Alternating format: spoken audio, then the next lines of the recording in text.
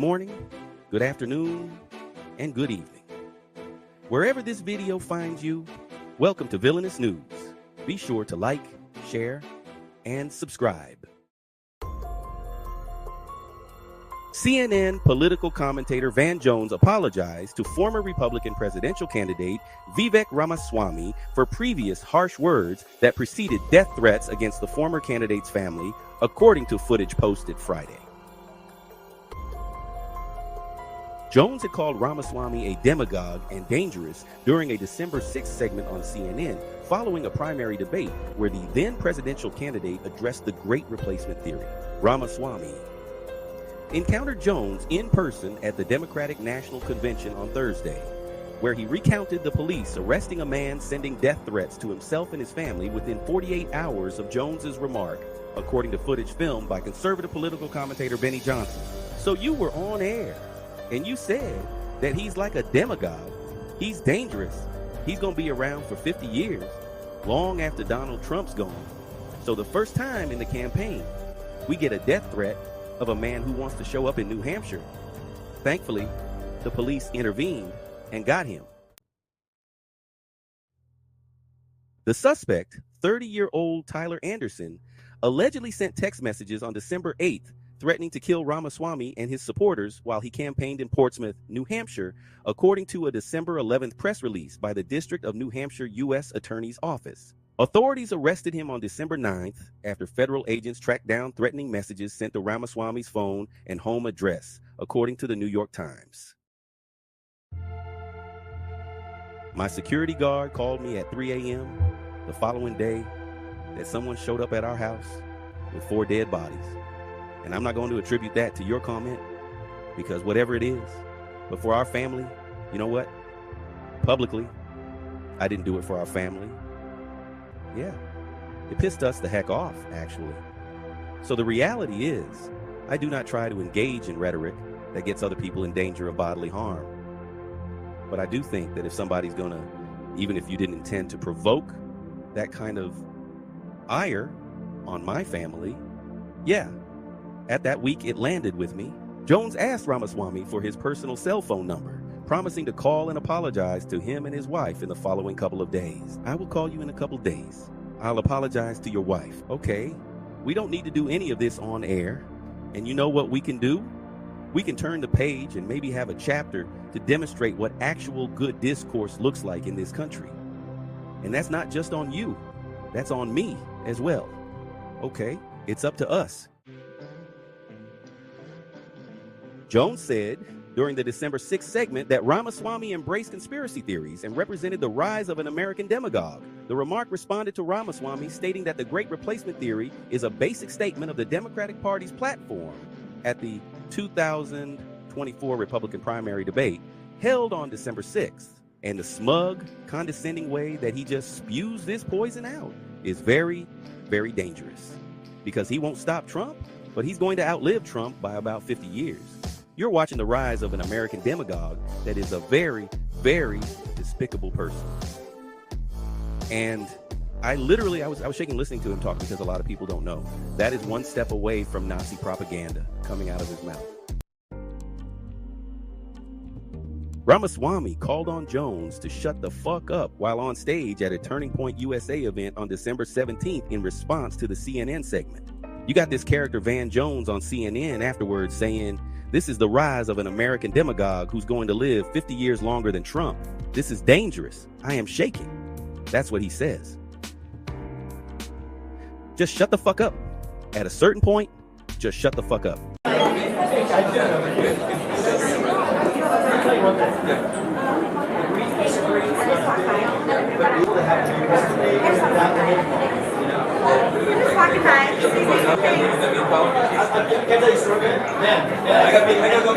So we got death threats. We got death threats after the thing you said. So that's Van Jones for you. So you were on air and you said that he's a demagogue, he's dangerous, he's going to be around for 50 years, long after Donald Trump's gone. So the first time in the campaign, we get a death threat of a man who wants to show up in New Hampshire. Thankfully, the police intervened, got it. The next day, back-to-back days. So my wife's scared enough. The next day, we wake up.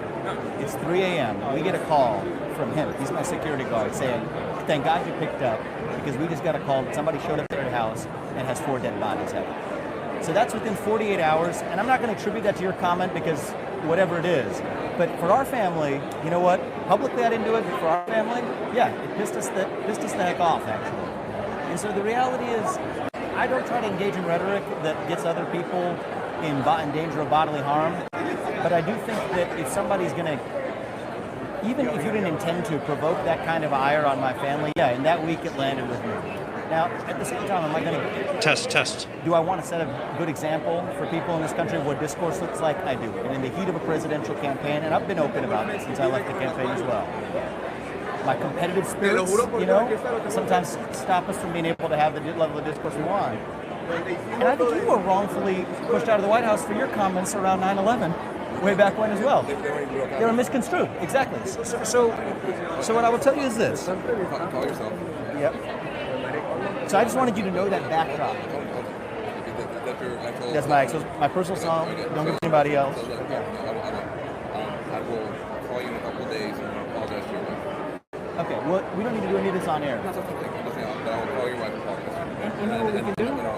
Is we can turn the page and maybe have a chapter to demonstrate what actual good discourse looks like in this country. And that's not just on you, that's on me as well. Okay, that's on two of us. I'm really sorry. Yeah. Hey, it's classy of you to say so, and I hope we can build a friendship. I really mean that. Please do. Okay? Thank you. Take care. Take care. Thank you. Who will be the Superman or the super team of the NFC South? We'll answer this and a few more questions about the division that should not exist. Let's go.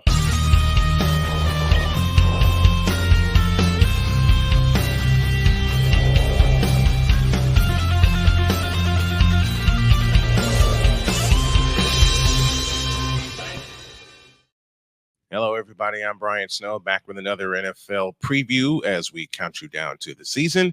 And today it's the NFC South, and we will get this party started right away by beginning in Carolina. What is next for Bryce Young and the Carolina Panthers? Bryce Young is the centerpiece, or is supposed to be the centerpiece for the Carolina Panthers. Unfortunately, he was one of the most sacked quarterbacks in the NFL last year for reasons I've said all throughout my previews. Lack of an offensive line, lack of a running game doesn't help your cause either. And remember, the last 2 years, the Carolina Panthers were slated to take a number one, a number one pick. Unfortunately, that honor went to the Chicago Bears, not once, but twice. So the one time they had a top pick, they used it on Bryce Young. Unfortunately, Bryce Young has not developed, nor has this running game for Carolina, nor has the passing attack. And you can highlight all of those problems with the lack of one very important piece of the puzzle, an offensive line. Where do the Panthers and David Tepper, the owner, go from here? They brought in a new coach in Dave Canales. And Dave Canales has done nothing but rave about the Carolina Panthers and what they have done so far in training camp. But now that the preseason is here, it's time for the dress rehearsals to begin, and it's time for the Carolina Panthers to get their act together. Will they? That is the question. Next, we go to New Orleans, and we wonder who will drive the car for the New Orleans Saints.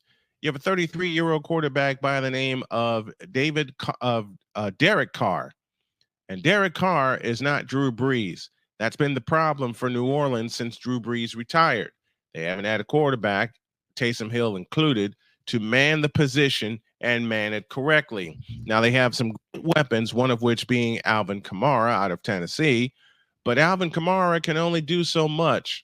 Remember, once upon a time, Alvin Kamara put up a 6-touchdown game on a Saturday after Christmas, as a matter of fact, and that came 4 years ago. Since then, the Saints have not done much on offense, and yet each time they have come so close to clinching a playoff spot, but so close can only go so far. They need more weapons than Alvin Kamara, and on defense, Cameron Jordan is now gone. The anchor of the Saints defense for so many years has found a new home. So what will the Saints defense do to try to alleviate that big time absence? Only time will tell. To the south, to Atlanta, I should say. And who's the right choice at quarterback for the Atlanta Falcons? Because if you remember, the Falcons made a very, very bold move. And the bold move was they signed Kirk Cousins to a 4-year, $180 million deal.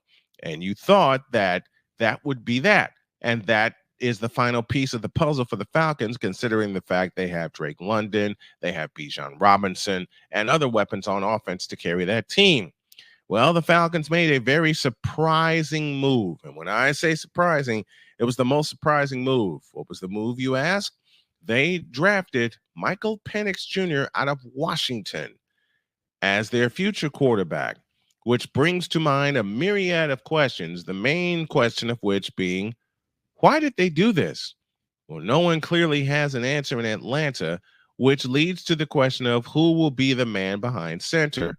With Kirk Cousins, you get a lot of veteran leadership, but you also get a 36-year-old quarterback who is coming off of a major injury. And you have to wonder about his mobility. You have to wonder how long he's going to hold up. And you have to wonder if he's looking over his shoulder. That's been the question all summer long. Is Kirk Cousins looking over his shoulder? And remember, the Falcons made this draft choice without Kirk Cousins' permission. Matter of fact, they didn't let him know about said draft choice until the night of the draft. How about that? And what does Michael Penix Jr. actually bring to the Atlanta Falcons? Well, he brought something that Michael Vick brought to the team, and that's a left-handed cannon. Remember, Michael Penix Jr. started his career at Indiana, finished in Washington, and finished just shy of a national championship after they lost the national championship game to Michigan. So you get a young quarterback who is willing to learn, eager to learn, and wants to be the starter. The main question, aside of who's the man, do you give Michael Penix Jr. the keys in week 1? You have to wonder and see how both quarterbacks will perform, because you get the feeling Kirk Cousins will not see the field during the preseason just to conserve him and get him ready for week 1. He may see a drive or two during the preseason, but that will be just about it. And finally, we go to the kings of the NFC South, and we will take a different choice. The Tampa Bay Buccaneers signed their all-pro tackle Tristan Wirfs to a massive contract extension, 5 years worth. Can he anchor this Buccaneers offense? So far, the answer has been yes. And now that they have a little stability at the quarterback position by the name of Baker Mayfield, who took the position after Tom Brady retired, how far can this Buccaneers team go? Everything hinges on Baker Mayfield having another breakout season and leading the Buccaneers back to a division title and back to the playoffs. Now, in the playoffs last year, the Buccaneers crowned the Eagles 32-9, but then they went to Detroit and lost to the Detroit Lions. That final score was 31-23. And you have to wonder, what is next for the Buccaneers? How is their running game going to look? How is their defense going to look? How is the team going to feel after getting crowned in Detroit last year against a Lions team that is ready to make some noise? Now, I said that I would bring up the NFC North last time, didn't get a chance to, but this coming time, I will. I absolutely promise that I will have the answer to the question, who will be the kings of the North? But for now, who will be the kings of the South? Let's go over our questions again. First of all, what is next for Bryce Young? Is he going to have the offensive line and weapons in front of him for his Panthers team to succeed, or will it be another lost year? Who drives the car for Derek Carr?